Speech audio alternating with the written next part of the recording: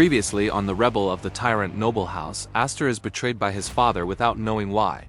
He wakes up years in the past and hears his father's men searching for a baby, and that baby is him. He tries to escape but collapses from exhaustion. Soon after, a noble family finds him and takes him in. Now, the story continues into the next chapter. Our boy slowly opens his eyes, wondering what's happened to him. A light approaches, and for a moment he thinks an angel has come to guide him to the afterlife. But nope. Instead of some divine happiness, he gets hit with a sudden sensory overload. His eyes snap open to blinding light, and there's a huge face of a young girl right in front of him. Before he can process anything, high-pitched voices scream in his ears as curious children stare down at him lying on something soft. Panic kicks in immediately. These noble daughters loom over him like giants. One has silver hair with wide, sparkling eyes, exclaiming, "Oh, the little one woke up!" Another girl with fiery red hair leans way too close, her fingers twitching to pinch his cheeks. She warns the others not to tease him too much, joking that his cute little nose might fall off. To his adult mind trapped in this baby body, that's absolutely terrifying. He feels like he's suffocating under their overwhelming affection and giant faces blocking out the light. He's desperate. Thinking, I cannot stay here and be treated like some living doll, he gathers every bit of strength in his tiny, clumsy baby limbs and starts scrambling away. He crawls across the floor as fast as his little body can go. The girls notice their toy is trying to escape and start chasing him with squeals of delight. To them, it's just a fun game. To him, it's a fight for survival against being forced into things he doesn't want to. And yeah, if you had older sisters like I did, it was not fun. As they close in and reach out to grab him, pure instinct kicks in. Not wanting to go back, he forces his power, hoping something will help him. A dormant magic inside him just awakens. Golden aura flares up around his small body, and suddenly gravity just lets go. With a whoosh, he rockets straight up, leaving these confused girls grabbing at nothing but air. He's flying, propelled by this uncontrolled burst of magic, shooting toward the high ceiling of this grand hall and straight outside into the sky. The golden energy crackling around him is unmistakable. It's magic. For just a moment, he's amazed at the impossible reality that he has this kind of power at this age. This is such a contrast to his previous life where he was the powerless, wingless. But here's the problem. The burst of mana is super unstable. The flight is brief and honestly pretty exhilarating at first, but it quickly turns into absolute terror. As quickly as the power surged up, it starts to flicker and die. The golden aura disappears completely, and physics comes back with a vengeance. The exciting rise immediately turns into a stomach-dropping fall. He's flailing his tiny arms and legs helplessly, the ground rushing up at him at dangerous speed. He's thinking, are you kidding me? Am I about to die a second ridiculous death? As he's plummeting toward the stone floor. But the impact never comes. Instead of smashing into hard tiles, he lands softly in a strong gloved hand. Someone caught him effortlessly, absorbing all that momentum. The baby looks up, wondering what happened, as his golden eyes lock onto his savior's face. It's a distinguished man with silver hair and a neatly trimmed beard, wearing expensive, noble clothing. Then recognition hits him like lightning. This isn't just some random guy. This is Viscount Hyfried Elmheim, the older brother of Duke Roderick, the traitorous guy who betrayed him in his past life. Ha! Who would have thought this would happen? What a random twist. And he is now at his place. In his memories from the original timeline, Hyfried was this legendary figure, one of the twin wings of the Elmheim Marshal House who protected the royal family. But history said Hyfried died during a civil war, which led to the Viscount house collapsing. Yet, here he is, alive and breathing, and someone is holding our regressed protagonist in his arms. The realization hits, he's really returned to the past. Ha! He had the same thought I had. He did his best to get away only to be picked up by his brother.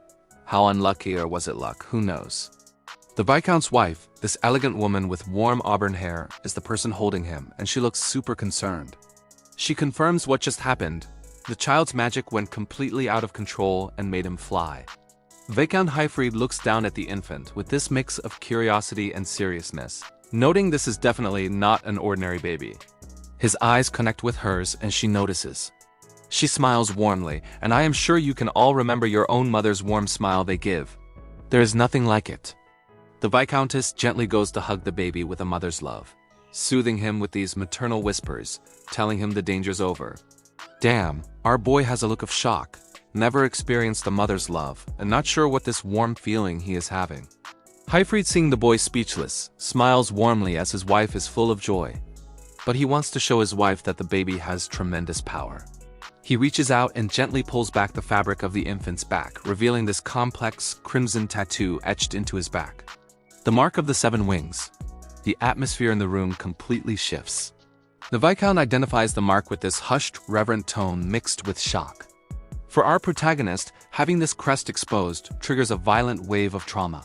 His mind flashes back to the agonizing moments of his previous life, the sensation of his own father, Duke Roderick, commenting that he only needed the power of the 7 wings on his body. And now he understands what he meant back then and the reason why he was saved in the first place. Duke Roderick literally tore the magic from his soul. He remembers that cold, predatory gaze of the man who called him wingless while stealing his birthright. Now the Viscountess looks up with worry and wants to know what they will do with the baby, which catches his attention. Panic surges through his tiny body. He's assuming Haifried will be the same, just another Elmheim vulture coming to feast on his power. He's bracing himself for betrayal, thinking he needs to protect this power so he can get his revenge. But Haifried's reaction completely defies his expectations. The man doesn't look at him with greed at all. Instead, there's this profound sense of responsibility. With a voice steady as steel, Haifried declares he'll take the child in as his adopted son. He gently reaches out to the baby.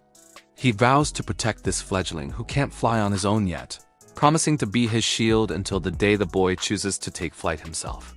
The declaration leaves our protagonist absolutely stunned. His cynical expectations just got completely shattered by genuine kindness.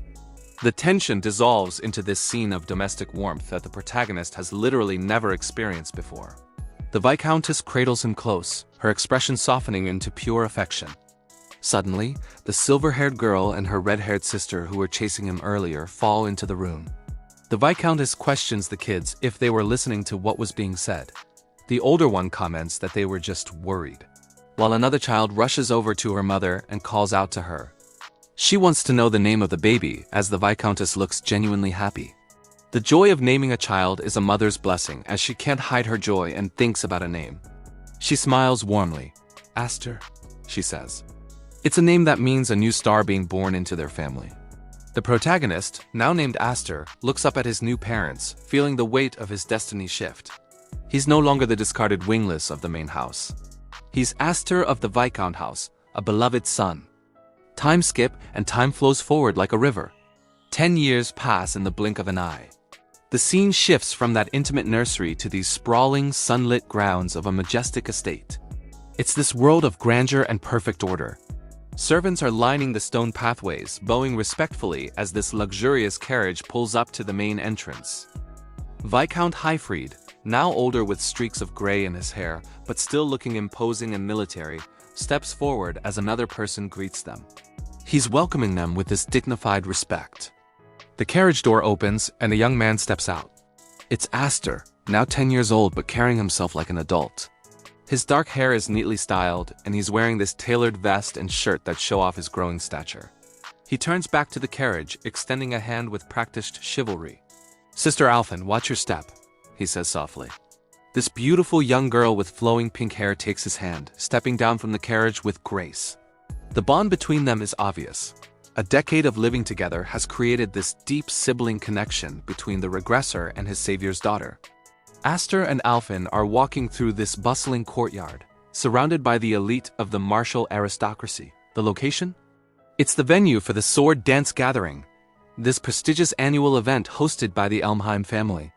It's where noble warrior houses gather to bond, socialize, and most importantly, show off how strong their heirs are. But for the Viscount's house, the atmosphere is far from welcoming. As Aster and Alphen pass through the crowd, the whispers start, and they're not subtle. Groups of nobles are casting these sideways glances, their faces twisted in sneers of pure disdain. They're gossiping openly about Haifried, saying he embarrassed himself by adopting some boy of unknown origins instead of having a blood heir.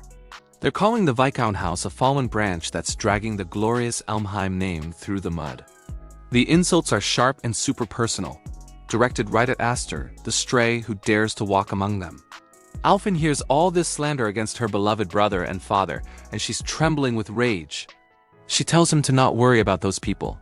Her hands clench into fists, and comments that people who show weakness are the first to get crushed. And he notices her anger she is trying to hold back. This place is full of painful memories for both of them. The Viscount speaks solemnly, admitting he wanted Aster to see this reality, the harsh truth of where his house stands in the noble world's eyes. He gestures for Aster to look up at this towering castle dominating the landscape, the seat of the main Elmheim house. He turns to the boy he raised and asks this difficult question, "Are you disappointed?" He's referring to the cold reception, the insults, the lack of respect shown to their house. It's a test of character, gauging whether the boy regrets being taken in by a fallen branch. Slowly, a smile spreads across Aster's face. Not some polite noble smile, but this sharp, confident expression that hints at the dangerous power lurking beneath. "No, father," he replies, his voice full of absolute conviction. "This kind of cold reception suits me just fine." His internal thoughts reveal the truth behind that confidence. His father laughs after seeing his conviction. Flashback time. He remembers the excruciating humiliation of his original timeline, being spat on as a disgrace, the mockery he endured during his social debut as a powerless cripple, the despair of being wingless in a world that only valued strength. He recalls lying broken on the floor while others looked down on him with pity and disgust. He had the worst social debut than anyone he could remember, and this place is a place of bad memories for him. But that was back then, and this is now. He's no longer the helpless boy. The 7 wings are back, living inside him, their power thrumming through his veins. He's different now. As the trio, Hyfried, Alfin, and Aster, walk toward those imposing castle gates, Aster's silhouette is radiating this intense, unspoken challenge. He's mentally addressing the hostile world waiting for him. "Let's make a spectacular social debut, shall we?" He thinks, his golden eyes narrowing with anticipation. The chapter ends with Aster striding forward, a wolf in sheep's clothing, prepared to unleash an absolute storm on the Elmheim house that destroyed him. Thanks for watching. If you want to see Aster's spectacular debut and watch him get his revenge, smash that like button, subscribe, and hit the bell so you don't miss what happens next.